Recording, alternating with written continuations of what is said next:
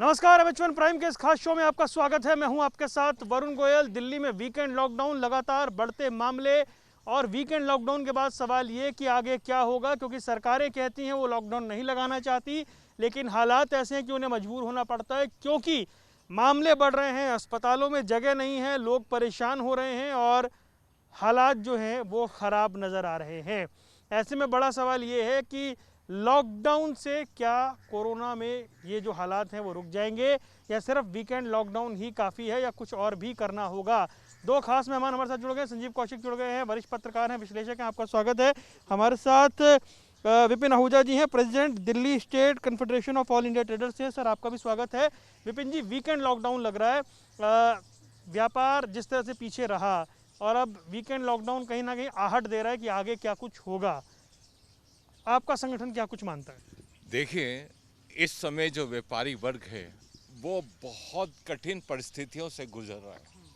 व्यापार में इतना नुकसान हो चुका है जिसकी भरपाई ही होनी बहुत मुश्किल है। जरा सा व्यापार पटरी पे आता है और फिर एकदम त्रासदी सी आती है और व्यापार फिर वहीं का वहीं उजड़ जाता है और बहुत बुरी हालत में है इस वक्त व्यापारी वर्ग। और जब वो लॉकडाउन होता है तो व्यापार तो कहीं नहीं रहेगा, लेकिन अगर जान है तो जहान है। अगर हमारी जान है तो हम व्यापार कर पाएंगे और इस समय हमें एक साथ मिलकर हमें इस कोविड की चेन को तोड़ना होगा। वो तभी संभव है जब हम इसको कंप्लीट तरीके से, मैं इस चीज़ के लिए जो हमारी दिल्ली गवर्नमेंट है उन लोगों से, हमारे गवर्नर साहब से ये दरख्वास्त करूंगा कि अभी हमें 10 दिन के लिए कंप्लीट लॉकडाउन कर देना चाहिए, तभी जाके कहीं पर इस चीज़ का चेन टूटेगी। आज परिस्थिति इतनी कठिन है, आज सुबह से मैं कम से कम 100 टेलीफोन में सुन रहा हूँ, किसी को हॉस्पिटल में बेड नहीं अवेलेबल हो रहा है, उनकी हालत इतनी ख़राब है, इतनी चिंताजनक है। उसके बाद और तो और टेस्टिंग के लिए भी कोई लाइव टेस्ट के लिए तैयार नहीं हो रही है, सैंपल नहीं लिए जा रहे हैं।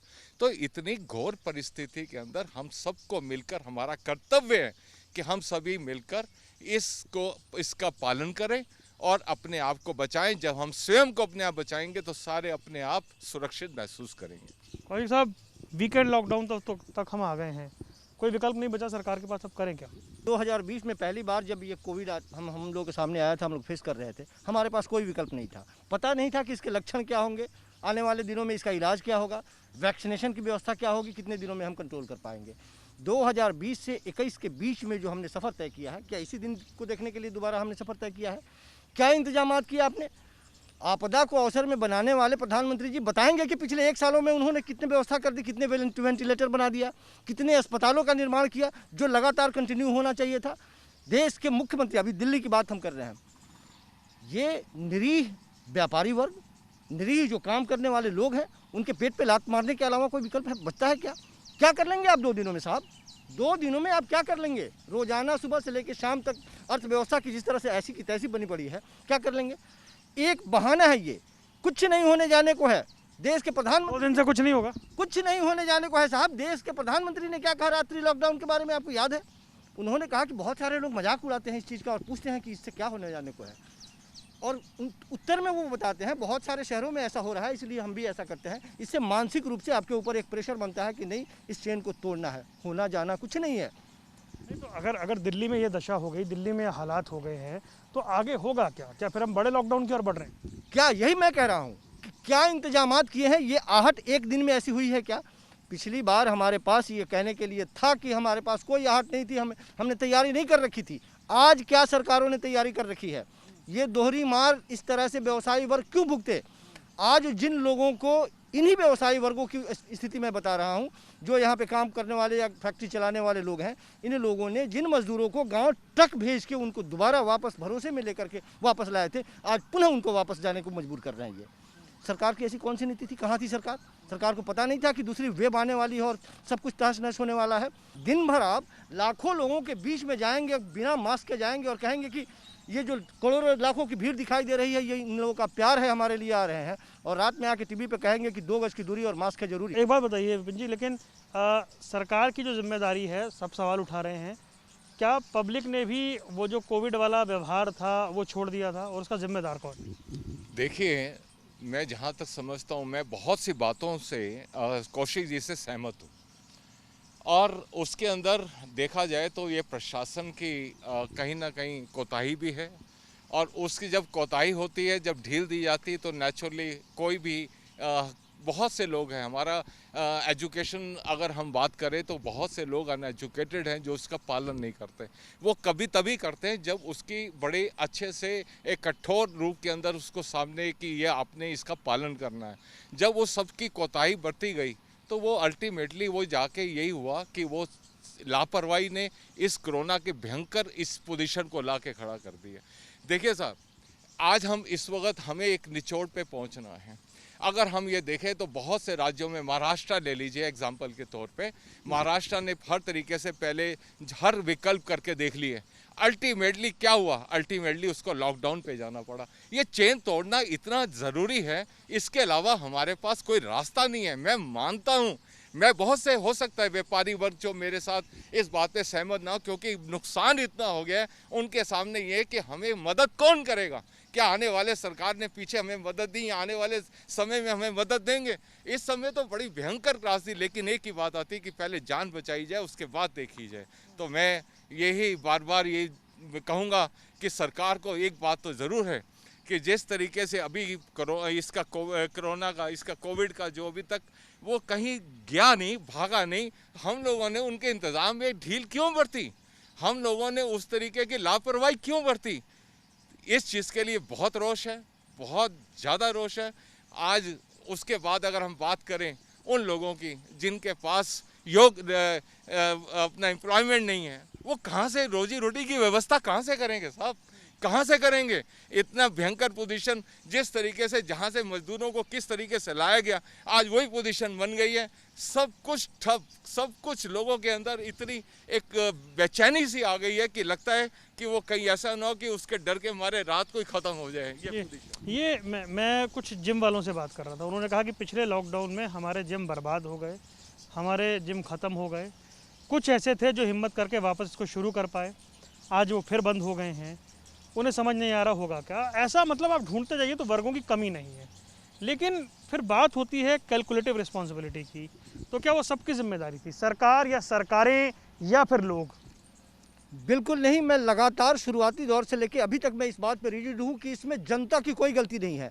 साहब, हम आपके जैसा दिखना चाहते हैं, आपके जैसा बोलना चाहते हैं, आपके जैसा आचरण बनाना चाहते हैं, हम आपके जैसा होना चाहते हैं। और आप जब गलत नज़ीर पेश करेंगे तो जाहिर सी बात है कि हम भी गलत आचरण ही पॉलिटिकल पार्टियां कर रही हैं। देश की जनता, मैं किसी एक को टारगेट नहीं कर रहा हूँ, मैं किसी एक को टारगेट कर रहा हूँ।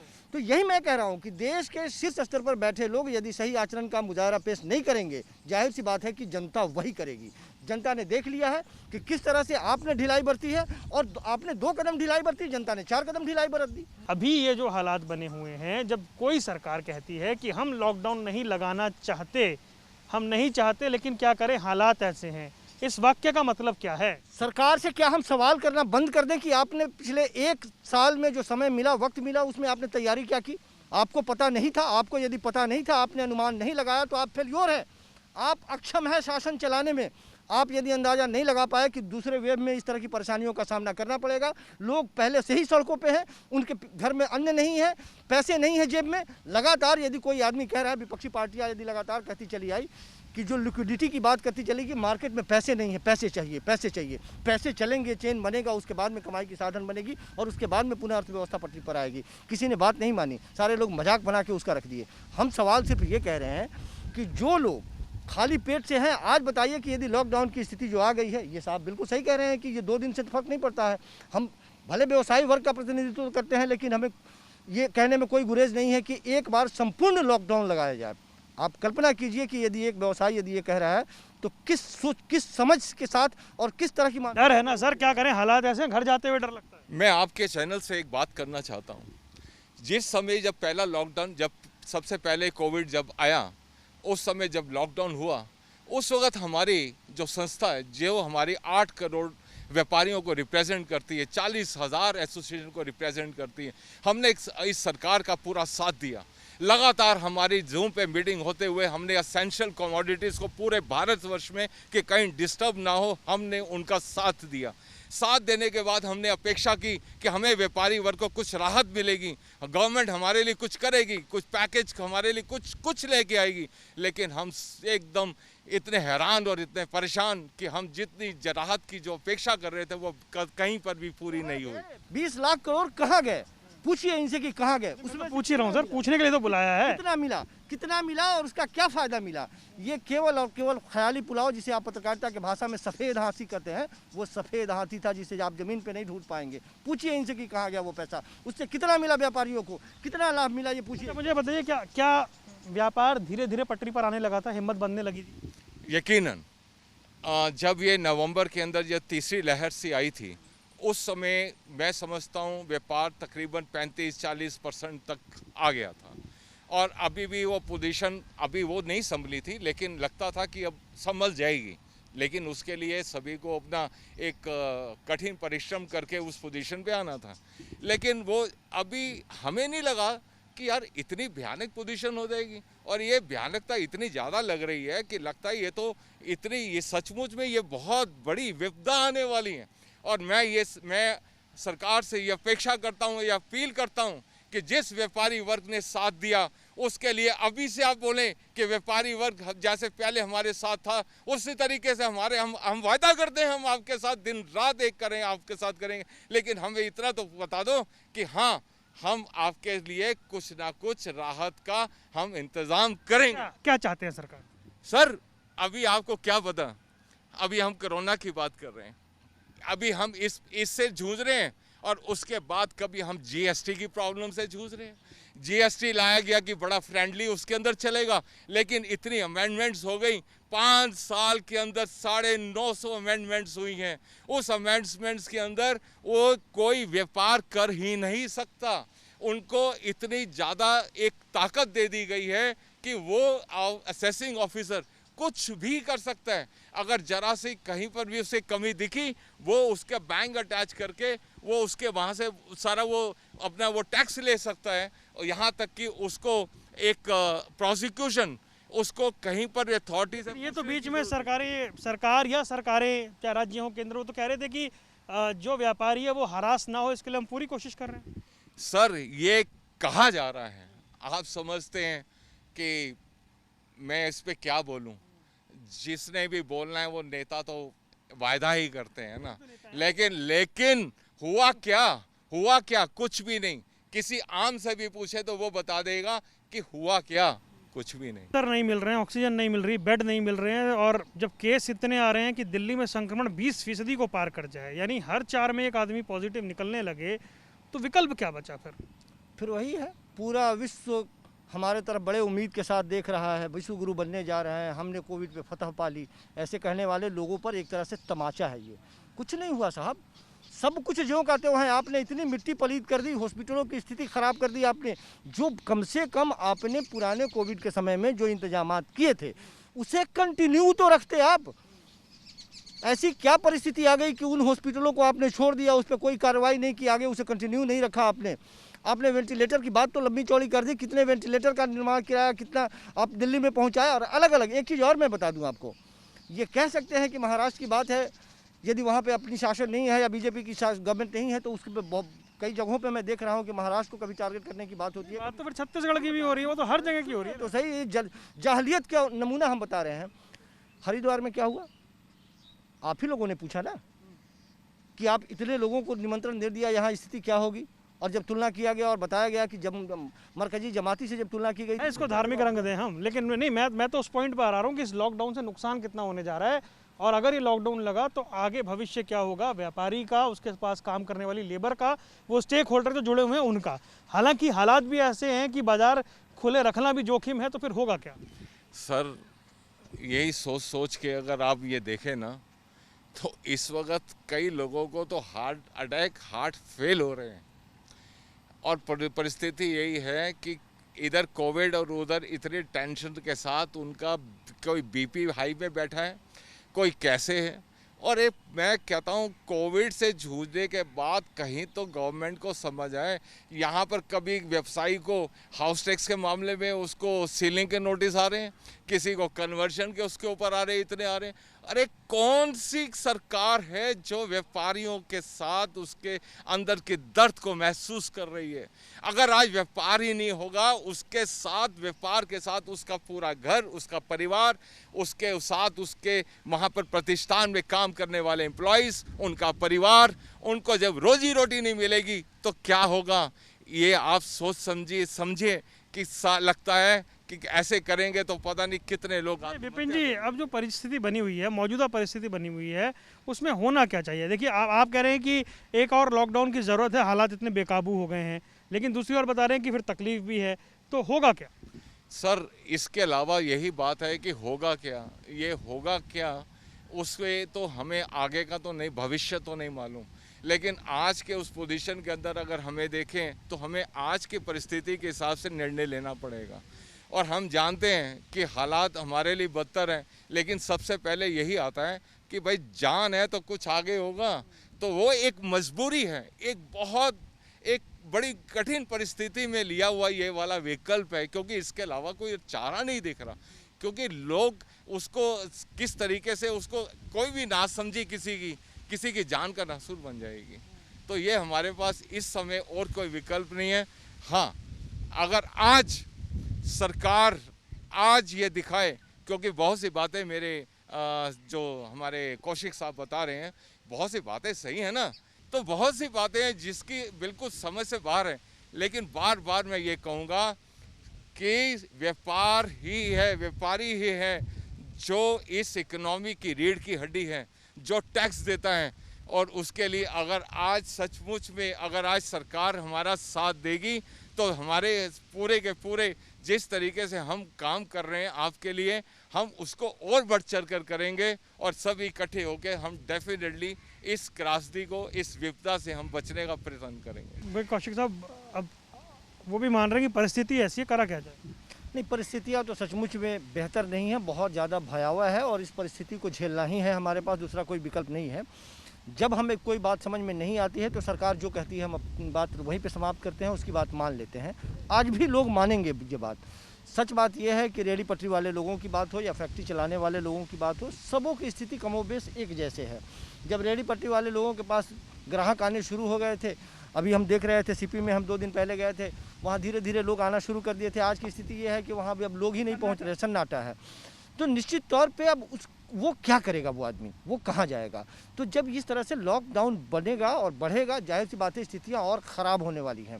कोरोना तो कौशिक साहब कोई राज्य नहीं है ना जहाँ पर इतना बम्पर ना बढ़ा हो। कोई राज्य, महाराष्ट्र, छत्तीसगढ़, दिल्ली, राजस्थान, मध्य प्रदेश, उत्तर प्रदेश, मतलब हालात तो ऐसे हो गए, क्या कोई भी तैयार नहीं था? सबके लिए अनप्रेडिक्टेबल था इस लेवल तक जाएगा ये। मैं किसी राज्य विशेष या किसी दल विशेष को मैं टारगेट ही नहीं कर रहा हूँ।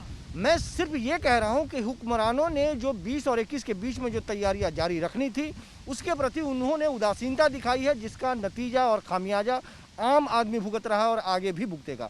अब हमारे पास इसके अलावा कोई विकल्प नहीं है। सरकार जब कहे कि आप ताली बजा लो, थाली बजा लो, लॉकडाउन कर लो, वही करेंगे, दूसरा कोई विकल्प नहीं है हमारे पास। लेकिन अभी भी उम्मीद के नज़र से हम सरकार की तरफ देखते हैं कि कम से कम हॉस्पिटलों में बेडों की संख्या बढ़ाई जाए, ऑक्सीजन की कमी ख़त्म की जाए, वहाँ पे जो वेंटिलेटर की बात है उसको मजबूत किया जाए। अभी भी दिल्ली की बात मैं बता दूं आपको कि अभी भी कई जगहों पे आपके जैसे मीडिया वाले जाकर के जब पता करते हैं या फ़ोन करते हैं, पता चलता है कि हमारे यहाँ बेड नहीं है और सरकार दावा करती है हमारे यहाँ 500 खाली है, 1000 खाली है, इधर खाली है, उधर खाली है, लेकिन बेड की कमी है। कल हमने देखा है कि किस तरह से लखनऊ में एक जज की स्थिति किस तरह से थी, रिटायर्ड जज की स्थिति की थी किस तरह से थी। वो डीएमएसपी को फ़ोन करते रह गए और अपने पत्नी को नहीं बचा पाए। बचाने के बाद में एम्बुलेंस तक मुहैया नहीं करा पाया गया।